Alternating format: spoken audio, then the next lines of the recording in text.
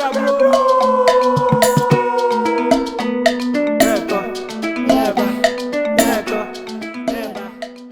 guys, welcome to Books with Abena. We're in the studios today and I'm excited.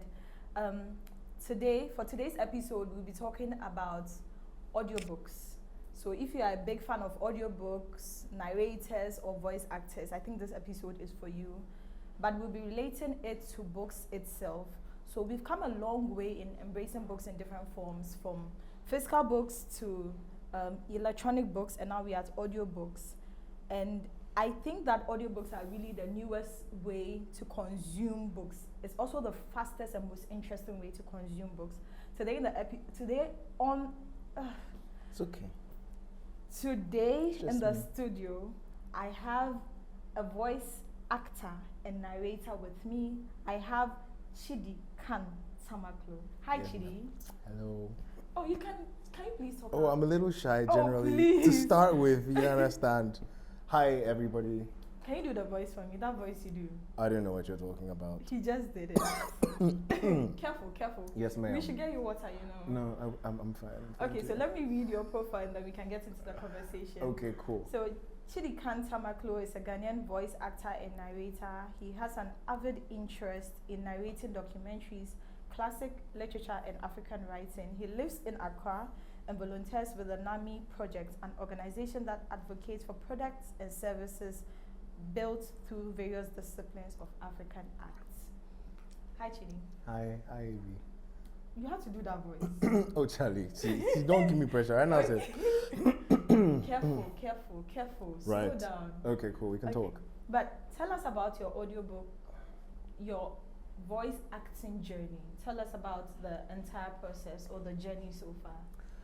Okay, so I started out being a copywriter. So I come from a family of writers. We have a lot of people who love to put, pen to paper in the fam. And so I started out, I actually found myself working with a company that did a lot of productions and that needed somebody to be writing amazing stuff for them. Okay. Oh, I'm going to try very much not to be to be funny. Full of myself. No, because I thought I did a good job. So I did write. Okay. I did write for them, and then one day I wrote like a script for, I think, a radio ad or some animated advert. Okay. And I wanted someone to, voice it. Yeah. So we took it to the studio, and whoever they called, I can't remember the person now, but thanks to him, shout out to the person, because gave me a shot. Just wasn't cutting it, and I was like, you guys, let me try and record this. Okay. And then I did. Wow. And that was the end. That was the beginning, actually. That was your first time? Yeah, first time. How did that feel? I felt really happy because everybody was like, hey, you're really good. And, these are people that I admired because they were really amazing in their fields. We had animators there. We had directors and illustrators and a lot of them. But to be fair, before this happened, I'm going to actually mention Kafuide. I don't know, you know Kafuide? Yeah, I know Kafuide. So I know him too, personally. Not personally. Okay, I cool. know him from TV and radio. Yeah, he's an amazing guy, actually. So Kafui he works in the media. Yeah. All right, so I was speaking to him one time and I said, you know what, I really want to do voice work. And he says, okay, so send me a few samples of what you can do.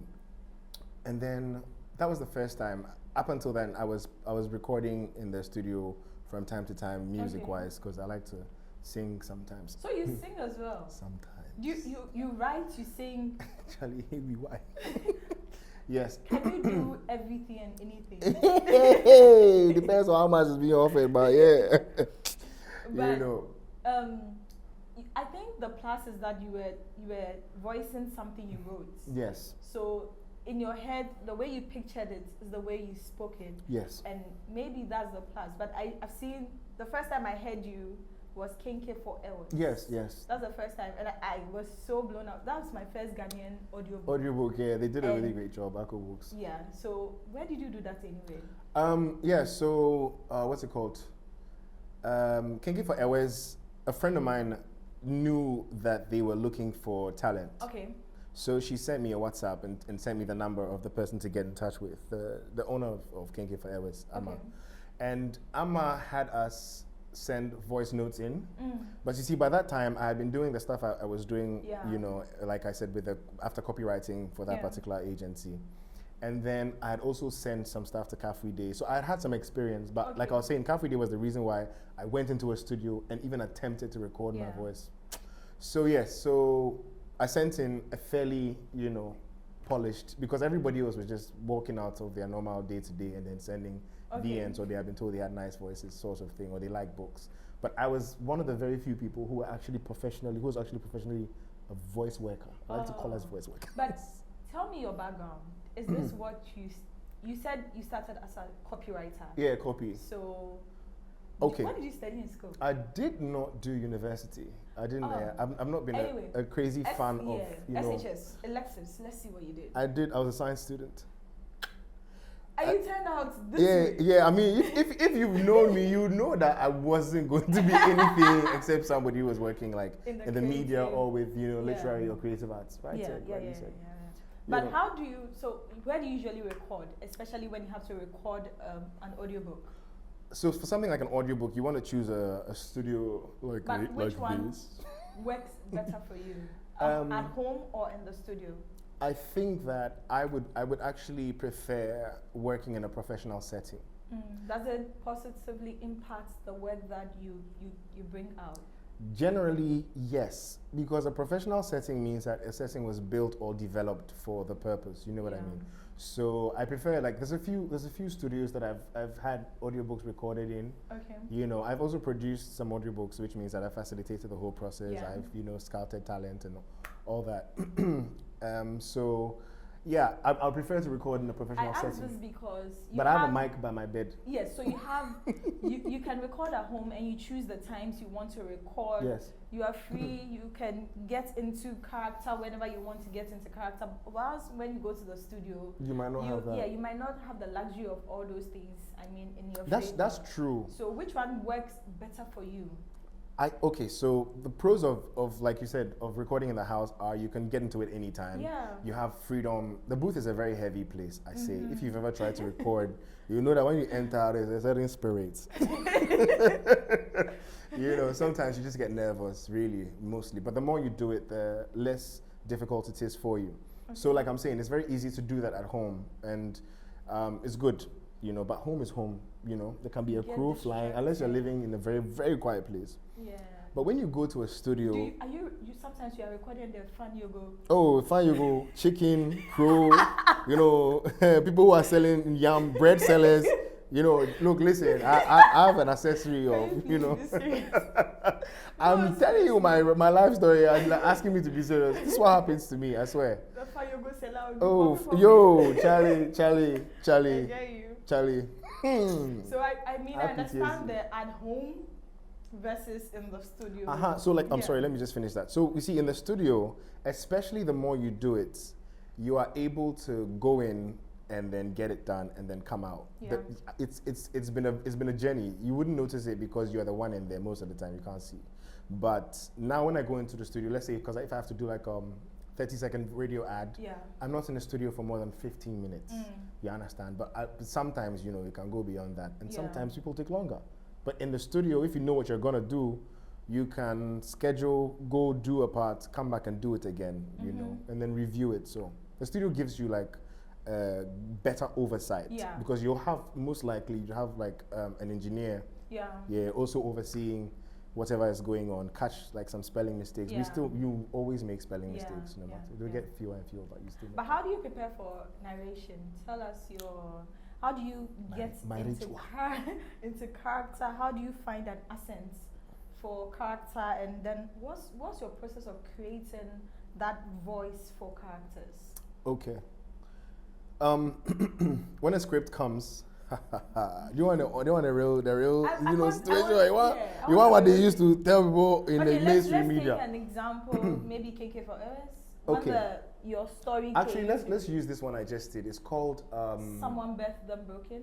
No, no, actually, wow. You're really monitoring my life. This is, they have drowned our land. Have you heard of it? No. Oh, it's new. It is actually, no, actually it's been around as a short story. Oh, okay. But we've recently readapted it and made it into an audio drama. Okay. Yeah.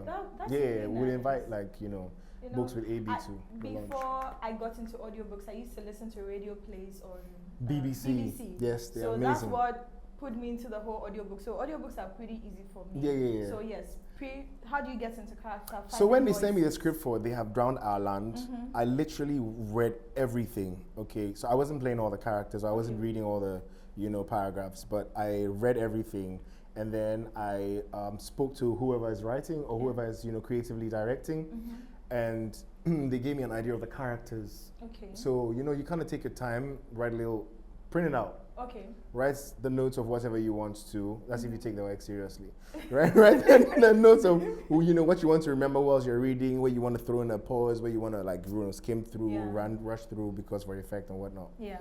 And then you do some dry runs. You always have to do some dry runs, because in reading actually, you might have everything in theory, but once you start working it, it's not. Yeah, you see what can work and what can't, and what would really be awesome. Yeah. Yeah. Anyway, so how do you find the voice? Let's say you have to do like a guy who grew up in the slums. Let's say Madina or Nima. Okay. So. I'm sorry. No. Yeah, they will not cancel you. They will not cancel. Don't worry. We are safe. We are very safe with me.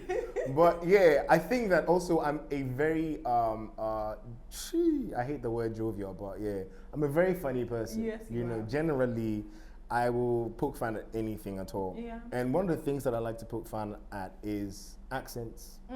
I think that they're very interesting things. They have a life of their own, and they kind of color things. If you hear somebody say something in a very, casual accent, it's casual. What's your favorite accent to do? Ghanaian accent to do? Okay, I feel like the Ghana accent is like my spirit animal. If you listen to, wait, Can we be serious here? Yeah, we can be very serious. Let's continue this conversation inside, as I'm talking like as a regular guy. Can you stay in character the entire time? Oh yes. You can? Yes, I can do that. Okay, do it. I'm also very shy because the camera, everybody's over here, There you go. Ghana people, don't come for me. I'm your brother like you. You get me? I mean, I poke fun at my LA people as well too. I kind of like that. For me. Let me see. Oh, sister, calm down. We are having a proper discussion. What is it I want to switch from the Ghana people to the LA people? Are you serious? Let me see. Yes, please. Okay. You can release. Would you like to see the northern one as well? Yeah, I do. Never. my people, some of my people are from there, and they have access to me. So I love my northern people. Yeah, let's do it so that. What if I give you a script right now and I say do it? If you put money inside, I can do it for your place. Motivation. Yeah. Okay, so if you have the book or the short story with you, how do you usually go through the process of immersing yourself into character? Do you write in it? You've already said you write text note, but do you annotate that part where you... Listen, a 15-second advert can kill you, especially if it's even using English vocabulary that you're not familiar with. Because when you wear an accent, for example, if the banking people have brought you everything you need. Okay. But that's the banking people have brought you everything you need. All normal words. Yeah. But if they throw in some, financial terminology or something, bro, you can stammer for like 2 minutes straight. As if it's the producer's first time, you might think that you're actually playing around. Yeah. I'm telling you, but Charlie, heavy is the booth. Yeah. No, true. I'm just thinking about it, how if you're supposed to do an ad for an industry thing and it has so many technical jargons or words, how do you even... Yeah, listen, that's research because, So it's really expensive to get somebody to do voice work. It's not a cheap thing actually. True. If you remove the freelancers on the freelancers platforms and websites, it's actually something that when it's needed, they will pay top dollar for it. Yeah. And so you find people saying, "Oh, but you're just going to talk for 15 seconds, or you're just going to talk for it's just talking, bro. It's not just talking. Ask anybody. You know, shout out to Osai Kwame and the rest of you. Kwesi Buzia and the rest of them. Now it's a career path for you. Yes. Do you not want me to have a career? Didn't I tell you I didn't go to school? wait. But is it paying? It's like the voice acting paying enough. Listen, I would tell you, if you're serious about it, you know, you can make some really good money. You know, no shout outs to AI because we don't like you like that. But generally, you can make really good money. And especially, so I got cast in a video game for the PS5, I think. Yes. Very, very huge game production company. Wow. They came to look for an indigenous voice actor for a character that was also Ghanaian in this what's the word, title that they were developing. Okay. You know, and that was amazing. I didn't even get to do the work, but when they showed me how much they were going to pay and how the process was, I was very happy. I was happy to represent Mother Ghana in that game, please. You understand? Yeah. But what's your favorite genre to narrate? And what's your hardest genre to narrate? Okay, so genres. This is in terms of books. Genres to narrate, I feel like I would. So I also grew up listening to BBC. Yeah. You know, so shout outs to BBC. They did really good. They do really good. Yeah. They do really good, honestly. That's how I got into the whole audiobooks and amazing stuff, you know.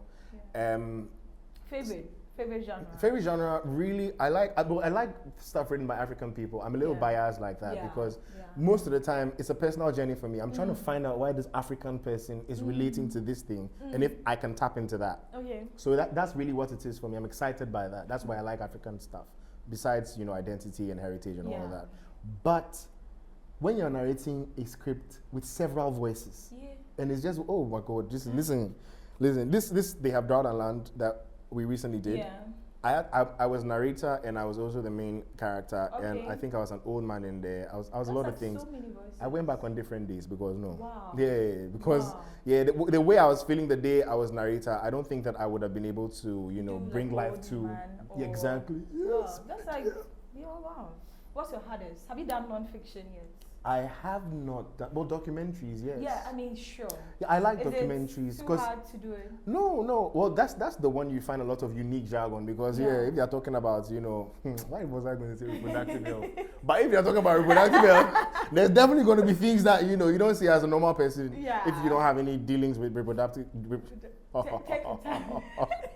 reproductive health in total. You understand? Yeah. And now that we've covered voices and accents, let's look into African audiobook. Let's look into the industry itself. And a conversation that has been coming up is how our audiobooks are audibly mismatched. So for instance, I listened to an audiobook last year and I DNF'd the entire book because the voice did not match the book I was reading. I think the title of the book is Behind the Mount something. I've forgotten the title of the book, but it was set in Kenya. But the audiobook narrator is a British man, heavily, like, you know, when we say like purely there's not even 1%. Purely British. And I was just struggling to the words he was butchering, language, like everything was a mess. So I stopped the audiobook 15%. And I know that if I'm to read a physical copy or the electronic copy, I would enjoy it. But the audiobook is not the experience for you. It's not. So the question is how critical or how important is casting for audiobook? How important is that? Okay, so there's a lot of conversations around diversity, inclusivity, and, you know, representation and all of that. Yeah, you know, I feel like those are very important conversations to have, but I also feel like they cannot be more important than the whole. Yeah. Do you get? So you can find a British guy who actually takes his time to study how to pronounce these words. Yeah. And, you know, sees it as a job worth delving into. And doing a really good job of it. Yeah. You know? And one of the places that has actually suffered is in Hollywood. You realize that they have a certain standard African accent. Yeah. Kept there. It's true. From Black Panther to the rest of them. They all usually have like a particular sound. It has to sound a certain way to mean that it's from Africa. Yeah. True. But that's actually not necessary anymore. You know, at a point in time that that would pass, but not anymore. There's so many things you can tap into, so much material, so much access you have to be able to get accents that work. Yeah. You know, Ghanaian accents, when they are not very heavily tainted by vernacular, which is not a bad thing. I'm not coming to condemn anybody. I'm just saying that it's a thing. Okay. Okay. Thank you so much. That's so seriously reassuring. My career hasn't started yet. You know, you can actually speak like an African. So like right now, this is a Ghanaian accent I'm wearing, but it's also very clean. You can hear it. You can hear exactly. Yeah. You don't necessarily have to be like an Ashanti man. My God, you just did it. Okay, that was intentional. That's like pure. No, listen. Everybody has to like throw a little spice onto the thing so that you know that. You know how did we skip the Ashanti man accent? Yeah, no, we did because we did the more popular ones. You know. God. Yeah, everybody wants to jump on the Ghana. Listen, the Ghana accent speaks to my soul. You know, you get me. I love it. That's how we like it in the town. Did you just hear him say Ashanti man? Yeah, I said Ashanti man. Don't worry. No, but that's also in Ashanti though. Yeah. You know, there's a word so close to the original that people just use that for that. You know, and the what's the word? The meaning, they're not too far apart. Yeah. You know, exactly. So I was saying that you can actually get a job, you can study for it and do a good job. Because half of the people in America these days are British, you know. Idris Elba will wear an American accent very easily. So you can actually learn an accent, And whilst I'm saying that, I don't want to say that it's not important to use local talent. Yeah. Because it is, but local talent also has to bring themselves up to a certain standard, regardless. True. I think that you should do that. I didn't do university deliberately. I'm not really crazy about organized education, but I have never stopped learning. You understand? Which means that I have always put myself in a place to acquire the kind of knowledge I need. Yeah. True. Even that is privileged, but I make the effort with what I have. Yeah. So, I think that it's important to do that so that we don't get lazy thinking that it should come to me, because I'm the book is written by a Ghanaian, so the but Charlie, narrator should. The production should make sure that the voice is catching the nuance and the elements that is needed for the story. I believe strongly in that. So after listening to Kinky for hours, I had to do a little research. I'm like, this voice is interesting, but where do I get more? And I remember speaking to Bene or Nasiba. I'm not too sure. Okay. Like, I don't know these people. You know them, my gang. I'm so scared. You don't know. You really don't know. I know. Please, I know. Please, please, I know. Don't let's take it to that side. I know. They pointed me to the Nami podcast. Oh wow, that's my little. So when is it coming back anyway? The Nami podcast is currently in studio in production for the first season. What we released during lockdown was the pilot, and we had really great feedback. What was the idea behind the Nami podcast? So Nami in Ever means to us. Interesting. So Kwe Nami means give it to us. Oh, interesting. Nami means give us also. It means for us. Oh, we Nami, they did it for us. Exactly. It means to us, by us, for us, and something else us. I am totally blown away. I didn't think. Yeah. So it actually does focus on African inspired and originated, art. It's not just literary, but we started with that because we feel like that also has the capacity to begin this entire massive project that we're trying to embark on. So it is actually the podcast, the Nami podcast or the Nami Project podcast is where we dramatize and narrate short stories written by African authors. Continentally. Generally, we want to expand it past Ghana. We're going to do some French. We're going to be having it in local languages eventually here. And then, so nice. Because it's one of the ways that we can archive, document, and also present it in a format that can transcend just being written and read on paper. True. Exactly. So if anybody wants to learn Ewe or Tree in the future, they might be using scripts and audios from the Nami podcast. That's nice. Thank you so much. You want to do that voice right now? No, but I'm very calm. Is this calm man a calm man for you? Are you calm? I'm very calm, please. I'm calm, okay. How do we find you? I mean, if somebody wants you to do some voice acting for them? I am generally not heavy on social media, except... So, let me just say it here. I have 5 minutes. Let me butcher you before they butcher you. Oh my God. Finding this man in Accra is so hard. Like, do you know what I have done? I had to move mountains. Oh my every God. mountain before this man. Okay, see, It is so hard to find you. AB, I'm but making then it. I'm it making doesn't it. disappoint you. As soon as he makes a promise, that's it. Yeah. Weird. So, catch it. Anyway, so where do we find you? I'm on Twitter. Okay, I'm on Twitter. Which of the social media apps is it easy to find you? To be honest, Twitter really, and that's. Oh, sorry, X. Jesus. What generation do you come from? You're gonna have to forgive me for that, ma'am.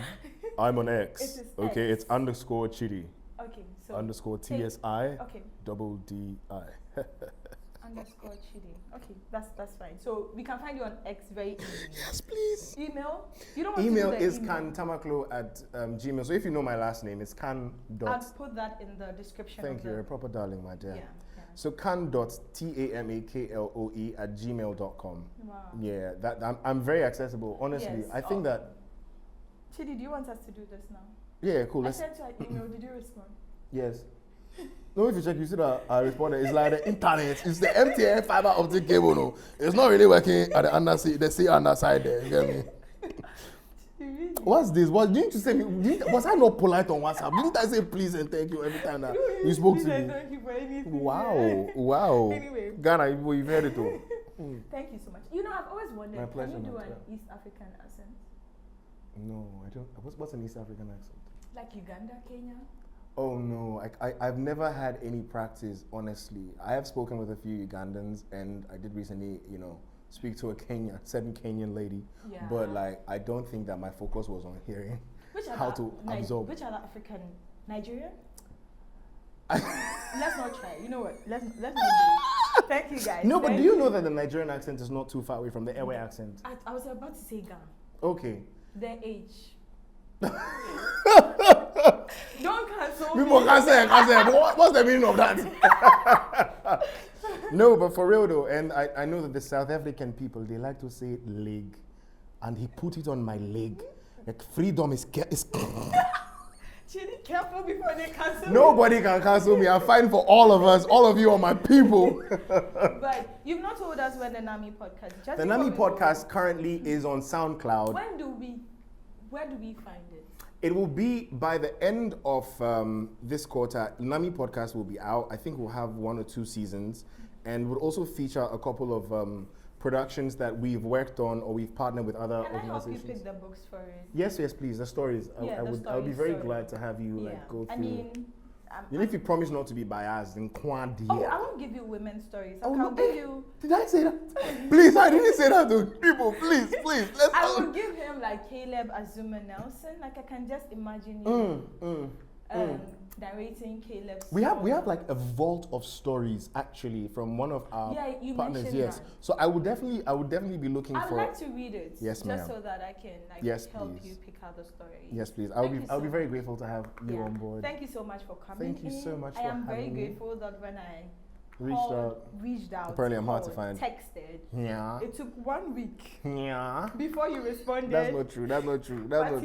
He still came anyway. No, once I knew it was you I was talking to, So you have to know me before you talk to me. Kind of, my dear. Or you have to be at least recommended by somebody who I trust. The person who recommended me. You know what? Let's just stop here. Wow, AB. Thank you guys. It's fine. Thank you guys for listening to Thank you guys. Books with Abena. Our episodes are released bi-monthly on Fridays. So please, just check or stay tuned so that you know when we are releasing. Fridays bi-monthly. We don't disappoint. Producer, do we disappoint? No. Okay. Thank you so much. Can I just quickly say? Sorry. Please finish. Oh no, you finish. No, I was just going to say that when They Have Drawn a Land actually comes out, I'll let you know so that you can tell your listeners, and then please find it and listen to it and give us all the feedback you got. It's historically accurate. Yeah. Why did you say that historically? Okay, my time is up. It's historically accurate, which means that a lot of research went into it, and it's historical fiction. I can't wait to listen. Oh my God, you'd love it. That's my favorite genre. That's Yeah, but anyway, thank you to the JCR for powering this podcast. I'm really grateful as well. Thank you to my producer. Shout out to Caleb wherever you are. I'm very grateful.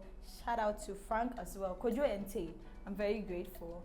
And for now, Oreku, producers actually mentioned his name. But okay. Jeffrey Oreku Sapo. Standard. You just annoyed me, so I mentioned the full name. They can find you anywhere they want to find you. Yes, thank you guys. It's a very handsome fellow, please, ladies and gentlemen. Yeah, be advised. Did I just speak?